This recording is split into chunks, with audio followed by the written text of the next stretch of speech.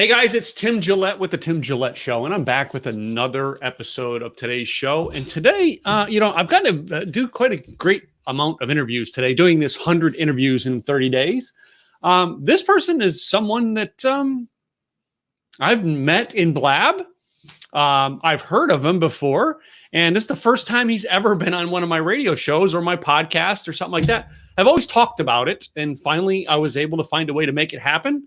Because we're both in the business of helping people, and we're both in the business of fun, which I'm sure we'll get to that. And anyway, but it's Joel Comm, and I met Joel Comm on Blab a couple of years ago, and spawned a neat relationship. We both have some great aspirations to helping people, and I find that he's very knowledgeable on things, and he's a great person to get advice from. So anyway.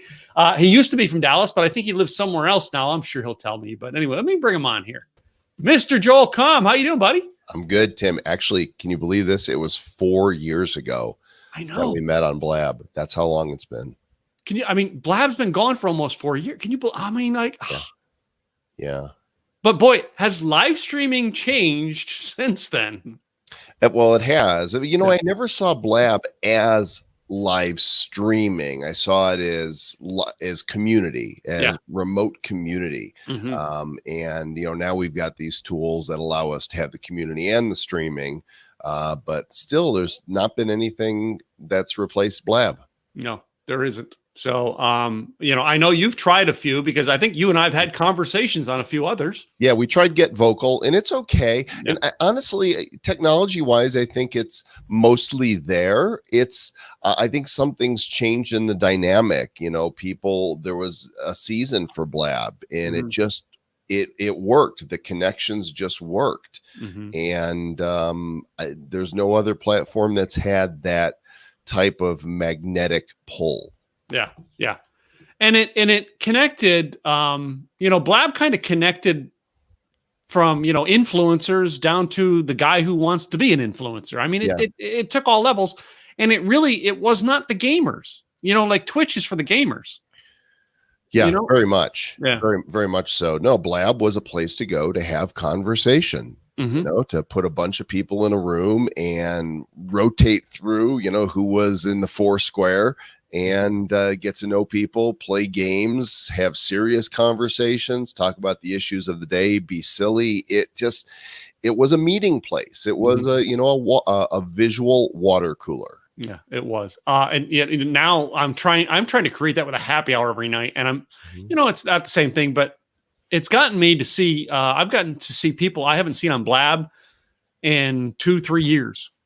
You know what I mean? We've seen each other elsewhere, but it's like 3 years. Like, I've seen Jenny Q. I was on a virtual event where Jenny Q was a speaker too. I haven't talked to her in 2 years. Yeah, no, all those people, it's everybody just kind of scattered. Yeah, and, when they pulled the plug, it was like, it just, there wasn't a place to go, and the community just kind of disbanded and did their own thing. I mean, yet we made friendships friendships that, still reconnect today. And, you and I have crossed paths a number of times online since Blab, and here we are. Yeah. And I think I was shocked at all the people you and I knew together outside of Blab. You know what I mean? I was watching like something like a picture of James Malinchak at an event, and here's Joel in the background going. Yeah, I've known James a long time, but a lot of those guys from the marketing world, from the speaking world, from the entrepreneurial world, I've danced in so many of those different circles that I just am fortunate to know a lot of people. Mm-hmm. And when I look at I'm looking at see how many mutuals we have here on Facebook. Well, it doesn't give you a number anymore, but there's quite a few of them. I mean, we have a lot of mutual friends. Yeah, we do. It's and most of them, that we have from friends are, are influencers, but basically what they are action takers. If you notice that, you and I's friends in common are action takers. We don't have very many people who are just sloths hanging out online. Well, no, I mean, I think that's the entrepreneurial community Mhm. of those who are succeeding. It just makes sense that they're the ones that are going to be engaging with one another. Yeah, yeah, So like attracts like. yeah, yeah. So speaking of like attracts like, all right, let's talk about your history a little bit now that I've had you on my show for the first time to interview you. I understand you've been around this internet thing for a little while. Couple days, yeah, and a few hot minutes. Yeah. I've always been computer nerd from Mhm. the earliest days of the when the first video games came out, and then the first computers that you could play games on. I saved my money while working at the food court at the mall, and when I was 16 years old in 1980, I bought my first computer. It was a TRS-80 Model 1 with 4K of RAM and a tape cassette player, for a storage drive, and was into it then. I was dialing into bulletin board services that year, so I've been in the online world for 40 years now. And Wow. if the gray hair doesn't date me, that will. Well, we know we're not young anymore, all right, and just Speak for yourself. I'm still trying to hide my gray hairs.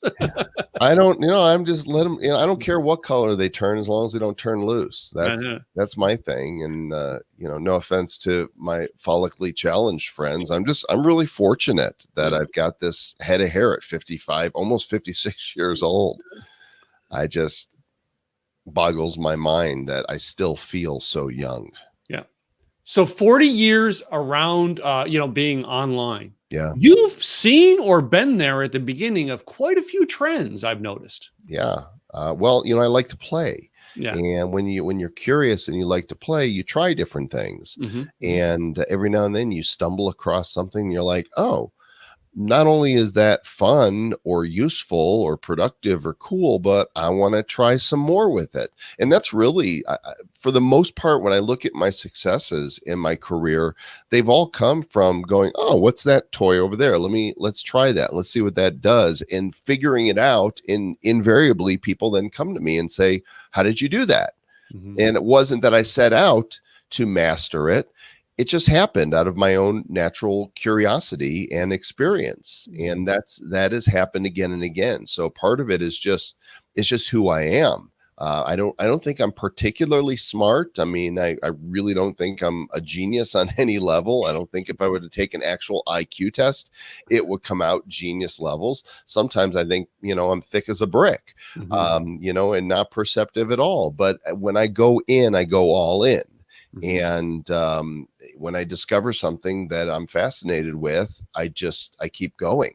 Mhm. And that's worked out for me. Whatever tail you could pin on this donkey, there's definitely a pattern. So can we delve into a couple of those Sure. trends that you were there in the beginning of? So I recall a TV interview of you talking about, like, I think AOL. Oh, so we're going like 20 plus years back. We're going way back. Yeah, I built my first website back in 1995. So that site in July, I believe, of this year of 2020 will be 25 years old. And there was only 18,000 websites in the world by the end of 1995. And I launched mine somewhere in the middle. So I'm guessing, my website was probably, if they were to be numbered, I was probably around number 10,000. At website ever, which is 9,999 late, right? For those who were there first, but still pretty dang early to get into the industry. And I was fascinated with it. I thought this is going to be the future. We're going to be able to go online and go to these sites, get information. We're going to be able to engage with other people. We're going to be able to buy stuff. And I remember reading articles early on about this crazy guy who was selling books out of his garage, and I remember reading the articles with the naysayers saying it wouldn't be done. I'm like, no, you guys are wrong. I don't know if this particular guy is going to succeed. Of course, that particular guy is Jeff Bezos. But shopping online, there's no question that this is where it's going. And of course, that's exactly what's happened. Did you ever in the early days, let's go into through the 90s, in the early days, did you ever take long shots, like, I'm not sure, but I'm willing to try it out? And all the time. It's the whole, I like the baseball metaphors because I think out of all of the mainstream sports, baseball is my favorite. And, we talk about the power hitters. When they get up to the plate, they swing for the fences. You dream big, and you don't go, well, let's just try to, do something here and maybe it'll work. No, whenever you do something, you have this vision of it working. And a lot of times you strike out. You miss. Sometimes you get on base, but barely. But then every now and then you really connect and goes out of the park. And those are the ones that everybody talks about, right? The home runs. And I've had probably, I don't know, 8 what I would call really major home runs in my career. And then you got your triples and your doubles and your singles, but a lot of strikeouts, a lot of things that I tried and swung, and it's like, well, that didn't just fail. That failed miserably. That cost me money. That cost me time. That cost me relationships. But those are the ones we learn from the most. When things go as planned or unexpectedly even better, it's not that we really learn a lot from that. But when we screw up, now I know not what not to do. Yeah, was it that the football metaphor, where the guy, the quarterback is actually chasing down the tackler from the other team running for the touchdown, and they go, the coach goes, "How did you catch him?" My guy's the fastest. He goes, "Well, your guy was running for 7 points. My quarterback was running for his life." Right. You learn from the mistakes, and sometimes that's it. Totally do. And those are the best lessons, I think, and the lessons that I like to pass on. Some people like to only put their successes out there, and those are fun to talk about because they're inspiring. But I think that the failures are even more inspiring because people can relate to you more in your success when they understand that you've also struggled. Yeah. So Joel, did you have in those early days, did you have a mentor that you looked up to or someone that kind of influenced you? Yeah, I would say Zig Ziglar was my mentor. Of course, the great author, speaker, salesman. Before I was an internet entrepreneur, I was a disc jockey, and I used to do radio back at WPGU Rock 107, Urbana-Champaign's classic rock. And that was in college. And then I did some more. My first entrepreneurial venture was actually my own mobile DJ business. But supplementing that, I got into sales and I sold emergent, I've fallen and I can't get up with the emergency button. I sold those. I went, to appointments in some of the poorest parts of Dallas, Texas. And I'm actually from Chicago. Which is where I went to school at University of Illinois. And then I moved to Texas after that. But I sold those, and then I sold Encyclopedia Britannicas, the old school leather padded books. And I cut my teeth on Zig, listened to his tapes, Secrets of Closing the Sale, in my truck as I drove from appointment to appointment, again and again and again and again, and really, really learned a lot from him. And the two things that he taught me that really stuck with me to this day is that people don't know how much you know until they know how much you care. Right. And the other thing is that you get everything in life you want when you help enough other people get what they want. Yes. And those have been, things that I've just kind of, have been ingrained in me. What's really interesting, about 10 years ago, it'll be 10 years in October, I spoke at a Kerry Wilkerson event in Dallas. Yeah, good. Boss event was what it was. And it was, what was really interesting about that is I got to share the stage with Zig. That he was a speaker also, and I got to sit down with him and tell him how much his work had meant to me. I brought him one of my my ka-ching buttons, one of these, and he's autographed it for me. And of course, he's no longer with us. His son Tom carries on the Ziegler Corp and the Ziegler tradition. But Zig would be the guy that I would say that this was my mentor. I don't know if you've listened to my story, that's why I'm a speaker, because I knew him personally, and he said, "Tim, you should be a speaker." And I'm like, me, Zig? That's so encouraging. Yeah. What a great encourager and a great man. And he inspired and influenced so many people. What a legacy. So, and I know, you have a Christian faith like I do. They have a devotional at Ziegler headquarters, and I'm one of the speakers once a year. I get to speak there. And to me, it's like an honor. That's fantastic. It is an honor that the Ziegler family lets me do that. You know what I mean? And like you get it, all right, because he was your influence in that. And Carrie, another great person here in Dallas. Carrie, her daughter is part of daughter or son, part of a theater over in Fort Worth. And I've known Carrie. She's been on my podcast before, but I'm at that theater one day and all of a sudden this lady walks up and goes, Tim Gillette. And I look at her and I go, Carrie? We'd never met in person, but we knew each other. It's like, but yeah, she's another great influence, man. That's another, I forgot that you knew her. Yeah. Yeah. We go way back. I probably knew Carrie from, I want to say 2006 or 7. She was the Barefoot Executive. Mm-hmm. Remember the Barefoot Executive. Yeah. So, Joel, you've been you've done things like, the live streaming is where I met you, but how long have you been doing podcasting? Well, if by podcasting you mean anything in the realm of broadcast audio or video. Yeah. I was streaming live in 2008. Back then there was Ustream.tv and there were no technologies like this where you could do, side by side type interviews. There were no lower thirds. And I had an absolutely fantastic employee who was my video engineer. And I said, there's got to be a way that we can guest people in. And he figured it out.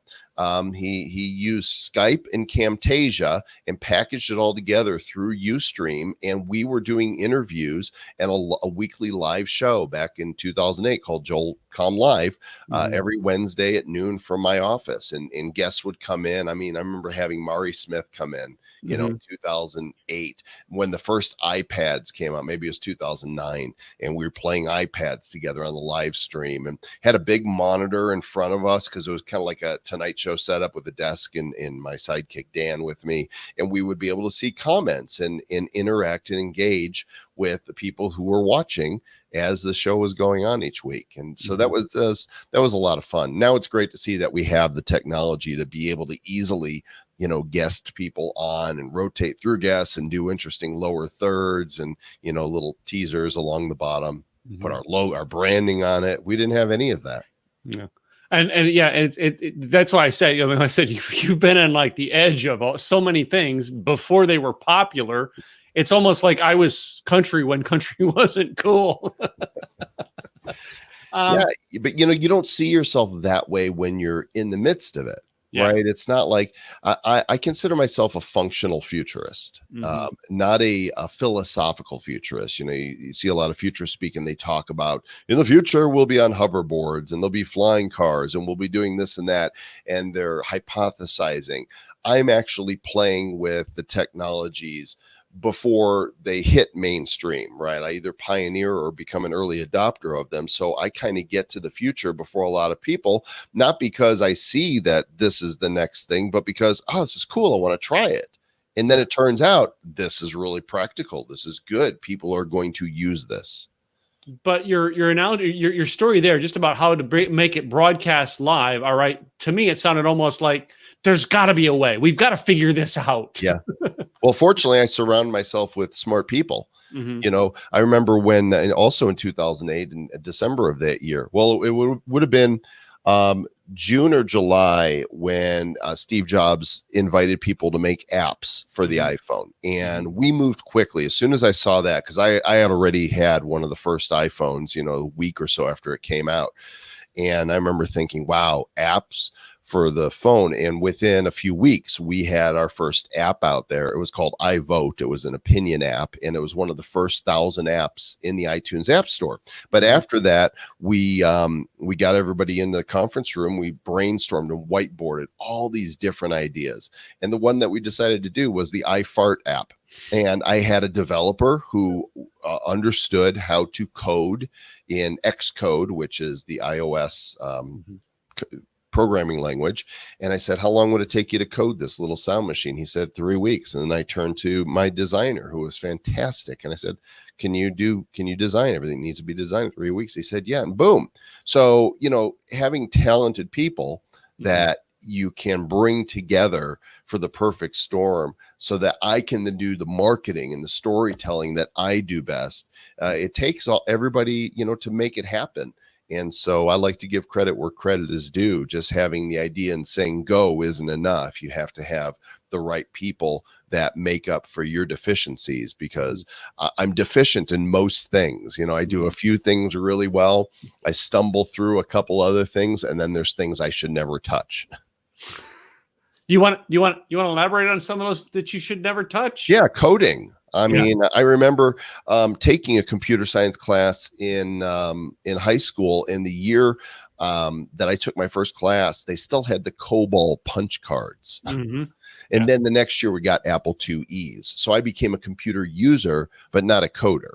Mm-hmm. So for me, graphic design, I could do some really basic Photoshop stuff. And now we've got some great apps that allow anybody to become a little more creative than they might naturally be inclined. But I have no business messing with graphic design. Yeah.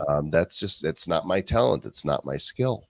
Yeah, it's not my. I can't code either. All right, and and actually CSS. I do everything WordPress. CSS. I actually had another client came in and said, "Can you fix something on my site?" And it's like all in CSS. It's not plug and play boxes on WordPress. Right. I'm like, But can't. Tim, I do have one tool that I use that allows me to do anything. Yeah. Even the things I don't know. This right here. All I got to do is get on my phone and either call somebody or mail somebody and have the money to be able to pay them. And I can get anything done. It's amazing what you can get done when you discover that people are talented in so many different remarkable ways. So that brings me to another question: building relationships throughout the years. All right. How have you become good at building relationships? And I see your willingness too, because I know a lot of other people who you've gone on their shows. You said, sure, I'll be glad to be on your show. I mean, it's like you seem to always be willing to build relationships everywhere.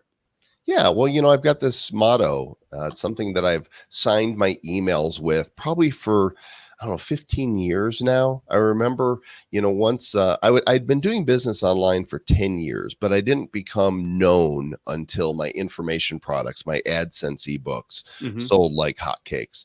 And so then I started building an email list where people were interested in what I had to say. Not, before it was Joel behind a game site, but they didn't know it was me. I was promoting the game site. Now I'm speaking in my voice, and everybody's like, they sign their email to their success, and I was like, it's so bland. What do I really want people to know? What message do I want to give them that would be authentic, and inspiring and encouraging? And what I came up with was do good stuff.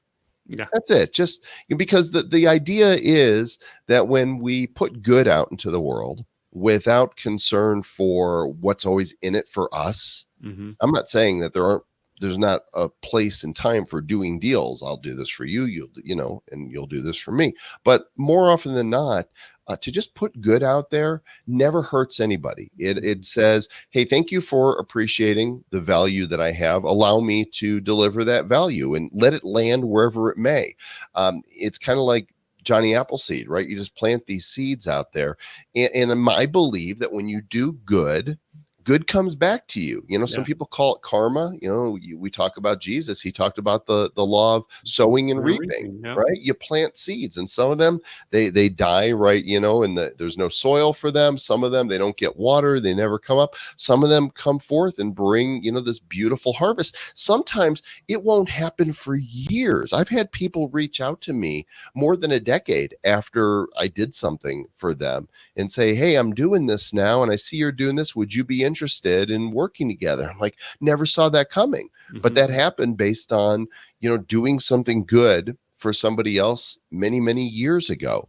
And so I try to live by it. I don't always succeed at it. Sometimes I'm human, I'm frail, I'm fallible. I can be selfish and do things. You're not perfect? I thought you were perfect, Joel. Yeah. Ridiculously imperfect, ridiculously ludicrous levels of imperfection. But I aspire to do more and to be more. And hopefully I put good out there, and I want to have a positive impact on the world around me. And I think when you do that, you're going to build relationships. It's a natural byproduct of doing good for others, is that you become friends with a lot of people, and at the very least friendly with them. Mm-hmm. So, I mean, in that, where would you say the strangest places you build a relationship that it shocked you later that it came back to help? I don't know that I can answer that question. I've met so many people, and so many times I don't even remember how I met somebody. And I have this tendency to live today. Mm-hmm. And unless I've told the story again and again and again, I forget a lot. Yeah. I don't know if that's from smoking too much dope in college. I don't know if it's just because my brain is wired for the here and now. I don't know if it's because I don't pay enough attention, but I don't really have an interesting answer for that. Now, it might come to me as soon as we're done. Yeah. But in a way, that's a good thing. Would you agree? Yeah. Well, it is what it is. I Yeah. just, you learn, the older you get, the more you learn about yourself, where your strengths are. Like I'm one of those people that I'll meet somebody and shake their hand. Of course, we won't shake hands anymore. We'll elbow bump. We're elbow bumping and 6 feet away, high-fiving. Yeah. Right. And I'll forget their name. If I just met them, like immediately it goes into the memory hole. Mm-hmm. And even though I'm sitting there talking to them, and it's not because they're not important, it's because my attention span is super short. There's things I remember. I mean, like, for example, take me on in 70s or 80s music trivia, name that tune, I'll kick your ass. Mm-hmm. I'll say that to most people. I will kick your ass and remember song lyrics from ages ago, but tell me to remember somebody's name that I just met 3 seconds ago and I'll have missed it. Yeah. So, so 70s, I'm not sure 80s. what the point of that was. Oh yeah, 70s and 80s. Yeah. 70s, 80s. So you were a Styx fan, right? Oh, yeah, of course. You see my picture with Styx, right? I have not seen your picture with Styx. Oh, yeah. I've learned a long time ago from one of my mentors. If you ever can get the VIP experience, get it. And I got a picture with Styx where they said you can do anything you want funny. And I went, I'm going to do this. And you guys point at me like I'm the rock star. You're the rock star. And like, you've got like, Lauren who plays the keyboards going. Yeah. How many people, and don't say it yet, but how many people out there do you think could name the lead singer, or at least he was the lead singer of Styx? He's not with them anymore. Not anymore. Yeah. No. Dennis DeYoung. Dennis DeYoung. Yeah. And Tommy is now their lead guy. Too much time on his hands. Yeah. And I won't go see Styx anymore because it's not the same without Dennis DeYoung. Yeah. Well, yeah. If you were a Dennis DeYoung fan, yes. How could you not be? You couldn't like Styx and not be a Dennis DeYoung fan. I like Tommy better anyway. Well, it's because of the hair. You guys have similar hair. We do actually. And I wrote a chapter in a guy's book and I talked about how people told me I look like Tommy Shaw. Yeah. Yep. There you go. Anyway. It's interesting that, you know what I mean? You talk about that and memory and stuff like that. But that is one of the neat things about the computer world you're into. But I also know that you've written some books. Yeah. 15. Huh? 15. 15 books. Yeah. So you don't have to remember it. You write it down. There's and one of them right there. Yeah. And you get to pass it on. Yeah. But that's passed on information. Now I've only got one and I'm back there. So I can't point very well. I see it though. It's I've gotten one and I've got one that I'm working on right now. I have a second one that I never put out because I changed my brand. Well, most people will never do one. So congratulations on doing one. And I'm not currently writing any right now. I feel like the world is changing. Like, I'm really into the cryptocurrency and blockchain world right now. You can't write a book about that. It changes way too quickly. And books move. Even if you speed up your book publishing, if you're in the traditional world, it takes a year. From concept to publishing. I have the ability to get something out in about 8 weeks if I had a manuscript, but things change too quickly. So I have no desire to write any more books anytime soon. But yeah, so you're in crypto, by the way, and I had on Monday, I think, it was Monday, I had Gary Leland on here, and we talked about how he's Bitcoin and you're crypto. So anyway, well, I'm Bitcoin too. It's we're in that same space basically. Yeah. And it was because of the two of you that I even looked at it. So tell me how getting into the crypto, and I know you have a crypto podcast, Bad Crypto, correct? Yeah, Bad Yeah. Crypto Podcast. It's one of Yeah. the top shows out there in all the places that you would find podcasts. I co-host it with my friend Travis Wright. He's a leading marketing technologist, smart guy, funny guy. And we came up with the idea in 2017. He and I were messaging back and forth on Facebook Messenger almost every day during the political season, talking about, sharing different stories and talking about Clinton and Trump and what do you think of this and what do you think of that? And the election ended, and our conversations in very early 2017 turned to crypto and Bitcoin. What do you think of this? What do you think of that? Oh, check out this story. You check out this story. And it was July 16th, 2017, that he messaged me kind of sarcastically and said, we're talking about crypto so much. He said, when are we going to start the Joel and TW crypto show? And the moment he said that, Tim, he was, being sarcastic and joking just because we were talking so much. It just landed in my soul like a ton of bricks. And I said, I'm calling you right now. Called him. I said, let's do it. Let's put on a show. And now he's a big believer in what he calls stacking skills, as am I. I just like his verbiage for it. All of these things that we've learned in our career from being, both of us were DJs. So both of us are broadcasters. We both have set up websites. He does graphic design. We've both done marketing. We've both done podcasting. Within 2 days, we took all those skills. We took massive action. 2 days later, the show had a name, the show had a website and a domain, and its first episode released on iTunes.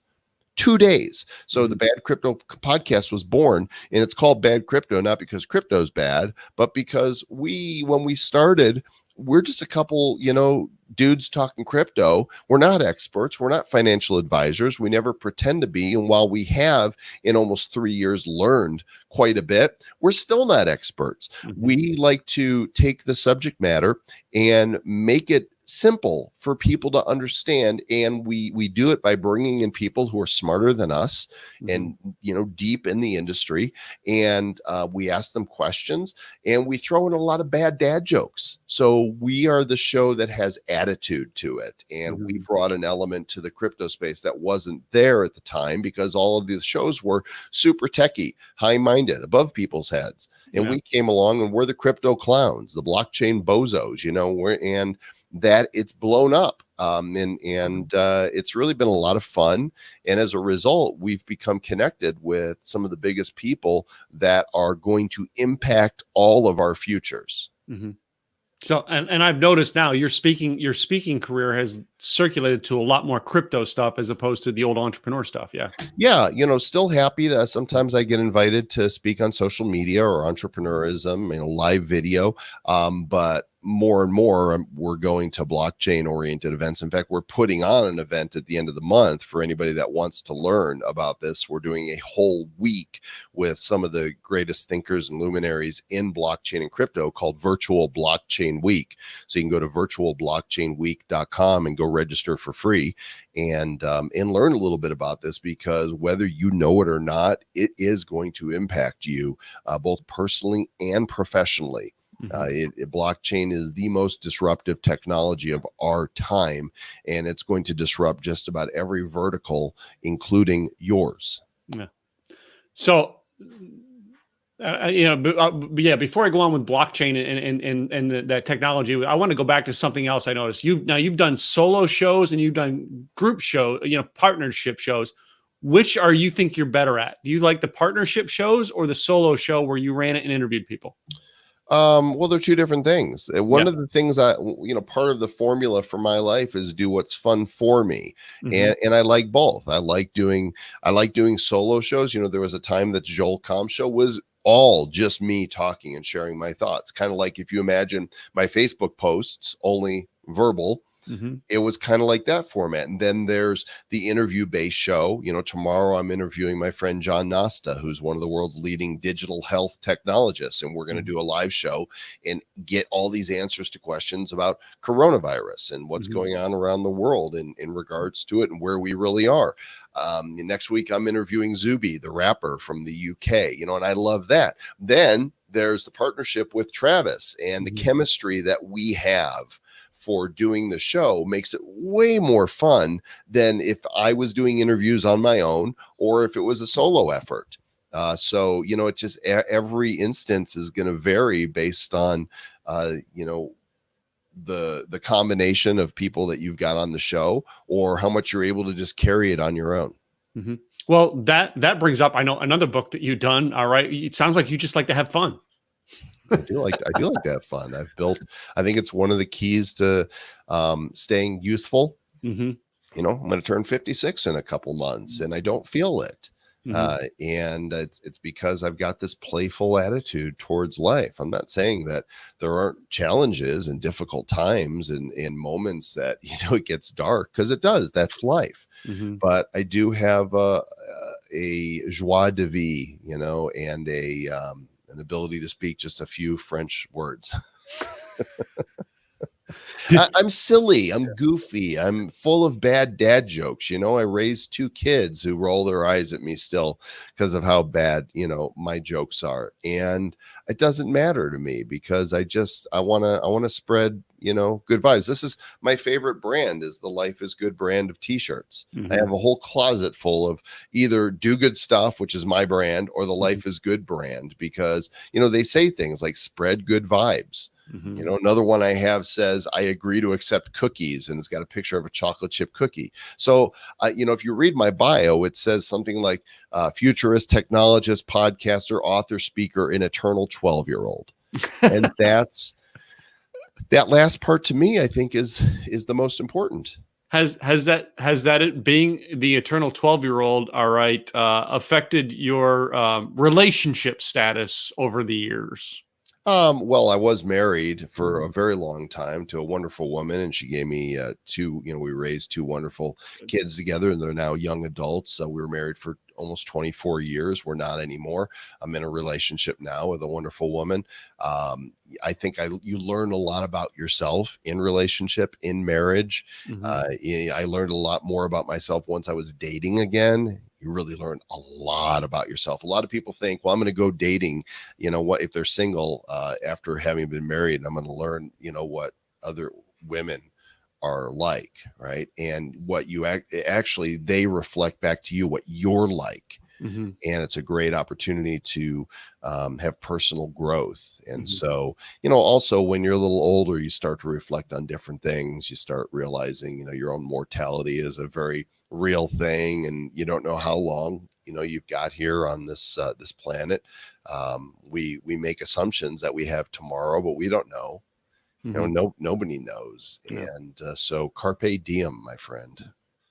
Well, that brings me to something that I really kind of think would be a good wrap up on this, and that is, do you feel our world right now? Do you feel we're in a positive place in our world, or do you feel as the world's in a negative place? I know personally, you probably think we're positive, but do you feel the world is? Well, I don't know that the world has emotions. I don't know how to.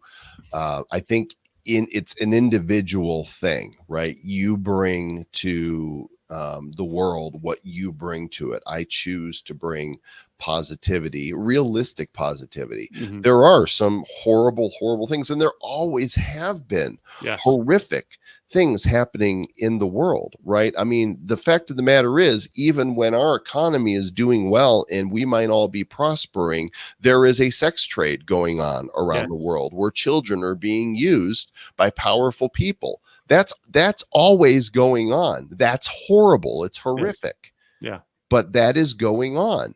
Yeah. And so there's always, there's slavery in parts of the world still. There's people starving. There's malnutrition. It's one of the reasons I'm on the board of Water is Life. In fact, you could see here my water bottle is one of their, this put out by New Age Beverage. These are on the shelves in grocery stores, and New Age actually donates 100% of the profits from this to Water is Life. And so, I try to be involved in efforts that are going to make a difference, in the world. We're in a weird time right now because of coronavirus, but this is going to pass. Yes. And, the question about how people will govern themselves in this next phase of, world history is going to be determined by us, the people. Yeah. Yeah. I couldn't agree with you more. And I think it's it's your personal outlook on how to solve the problems in life. Yeah. And I've always appreciated your outlook on things. because again, I've known you since 2015 or 16. I think we met. Mm-hmm. And like through the presidential election, watching how you handled things on social media and just watching, there's a positivity about you where in the world wanted to be negative. And I see that in you. And I've always looked up to you for that, Joel, and I appreciate it. Well, thank you, Tim. I appreciate that. You're a kind soul. I don't pay a lot of attention to mainstream media. Mhm. I think that there is a lot of messaging in a narrative that's being delivered to us that isn't accurate. Mhm. I don't take things that I'm told at face value. I always question, well, what's somebody's motive for saying this? Is there another agenda? And I think things, have been up until this virus hit. I feel horrible for, people who are losing anybody, family members. Of course, people die every day, right? Yeah. It doesn't make it any less difficult for people who lose somebody that they love.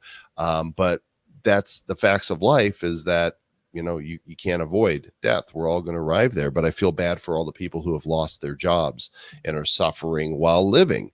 And I hope that, we take some very deliberate steps to get back on track when this is all done, and that we maintain our liberty and our freedoms. Yeah. Well, I appreciate you coming on here today. Tell everybody who's listening to the podcast how they could actually get a hold of you if they want to find out more about you. Well, my official website is joelcomm.com. And yes, Comm is my real name. It proved to me that God has an incredible sense of humor, because who knew that I would build a .com business, or that I would be a speech comm major into school. And I'm at Joel Comm on all the social profiles. So I'm super easy to find. Hey, it could be worse, Joel. Your last name could be Gillette, and people could cut it up all the time. Right. Well, we, when had my daughter, we joked about naming her Dorothy, because then she'd be known as .com. And Yeah. we didn't do that. And she's grateful. And Still have a sense of humor, don't we? always. I hope I do until my last breath. I hope my last breath is,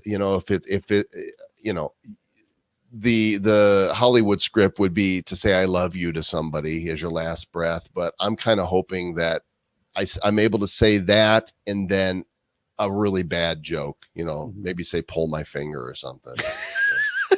Pull my finger while you're holding your iFart app. Yeah. Well, Joel, I thank you for coming on. I do have this fun game I like to close out my podcast with. Okay. Speaking of fun. I like fun games. Yeah, where I put about 6 or 7 questions down. Some of them are serious and some of them are just to kind of know a little bit of fun about you. Okay, kind of like a speed round. Yeah, kind of like that.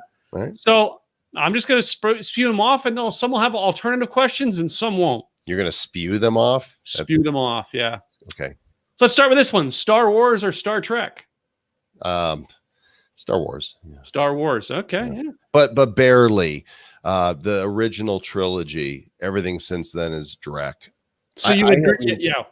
I haven't even brought myself to watch the last one, because the second one in the third trilogy was so horrific. Yeah. So how about taco or hamburger? Hamburger. I think I kind of know this one, but I'm going to ask it. Mac or PC? Both, actually. So we're on a PC right now, because I'm a gamer and have always been a gamer from way back. And Macs are just not gaming machines, but you can, for less than the cost of, half the cost of a Mac, you can get double the power with a PC. And I'm standing in front of, well, here, I'll show you. It's a 40-inch monitor. Mm-hmm. Wow. It's huge. There's my view outside in Denver. You can see the mountains out there for those of you that are watching the video. And so, but I have an iPhone, I have an iPad, and I have a MacBook Air that I use. My MacBook Air is in my other office, which is my dining table by the window. So I always have a view when I'm working in there, and it's what I take with me. It's my travel companion, when I'm on the road and speaking, because it all just works together. So Mac and PC is the only time in my life that you'll be able to say Joel goes both ways. Yeah. It's interesting. Joe Pardo was on this morning, and Joe Pardo was the same thing, Mac and PC. He had to people, they get in these big fights and debates over it. I'm like, why not the best of both worlds? There's benefits to both. Now, if you want to get me going on fast food hamburger joints, get me going on the In-N-Out versus Five Guys, I'll take sides all day long. Well, I mean, In-N-Out, dude. No, not a chance. Wait a minute. Down here in Texas, because I know you lived in Texas, yeah, In-N-Out or Whataburger? Yeah, Five Guys still superior in every respect. Once I finally got to try In-N-Out, I'm like, oh, okay, it's a decent burger. Their fries are like, ordinary fast food fries. Now, Five Guys fries, Boise potatoes flown out, fresh cut every day with the skin on. Oh my gosh. And then they fill your bag with them. That's how you do it. Ah, okay. See, I added a question. I should have researched a little bit better to get some of those in there, really. So let me ask this one: red pill or blue pill? Oh, well, the red pill for sure. I would much rather be awake and alert to a horrible reality than sleeping, and non-aware. Cool. How about beer or wine? Wine. Wine, red or white? Red. Red. Oh, very little. I don't drink very much. I pretty much, my beverages of choice are water and wine. Only wine occasionally, because as much as I love red wine, it causes inflammation and it makes me nasally and kind of gunky. So I don't drink that much wine anymore. I've never had a cup of coffee in my life. It's a good thing I didn't put coffee and tea on this round, huh? Yeah, well, I've had more tea than I've had, only because it's medicinal. That's the only time I'll drink hot tea is if I have a cold, and a little hot tea with some honey in it, and that helps to clear you up. But really, I pound water all day long, and probably good because I don't eat a lot of veggies, so at least I'm doing something healthy. So I've got two that I like to put in here. They're kind of funny, kind of heartfelt, and one of them right now can cause a war. If you have it, toilet paper, under or over? What do you mean under or over? The roll. Does it roll? Well, there's only one way that makes sense. I mean, do I even need to answer that? Certainly. There's only one way that makes sense. Over, of course. So the best one I had this week was a girl, Cammie from New England, who I interviewed her, and she told the story. She said, if I start dating a guy, I'll change it one time. I'll change it the second time. But if I come back a third time and he has it under, I'm breaking up with him. I can't deal with it. Yeah, no, there's something wrong with that. Why would you? That makes no sense whatsoever. To have it come from behind. Why would you? Why? Now, there's only one instance where I would say behind, and that is if you have cats, because a cat will go in there and they'll paw the whole thing all over the floor. But if it's behind, it'll just keep flipping around. Yeah. So, well, I could have asked cat or dog, but I didn't put that dog. One on. Yeah, I have a cat. So, and my last one is the one everyone, I don't know if the girls want to know this about you or if it's just one I like to ask: boxers or briefs? Boxers. Yeah. Used to be briefs once upon a time, and then I discovered the freedom in boxers probably about 8 years ago, and ever since been a boxer guy. Yeah. So that's it. One more time, Joel, thank you for coming on the show today. Tell everybody again your website so they can find you. JoelComm.com, at JoelComm everywhere on the socials. And if you want to learn blockchain, come to our free event at the end of April, virtualblockchainweek.com. And had you given me that earlier, I could have typed it to put up there, but it's all right. You said it twice. That's enough. I don't want to be overkill. Joel, I thank you so much for being on the show. It is an honor and a privilege to know you as a friend, and I've appreciated everything you've done for me over the past couple of years, and I appreciate our friendship and especially this interview today. Thanks, brother. Appreciate you too. Guys, this is another episode of Tim Gillette Show. I appreciate you guys coming on, and share this out with your friends. All right, we'll have another guest on real soon. TimGilletteShow.com. I'm Tim Gillette. I'll see you next time. Bye.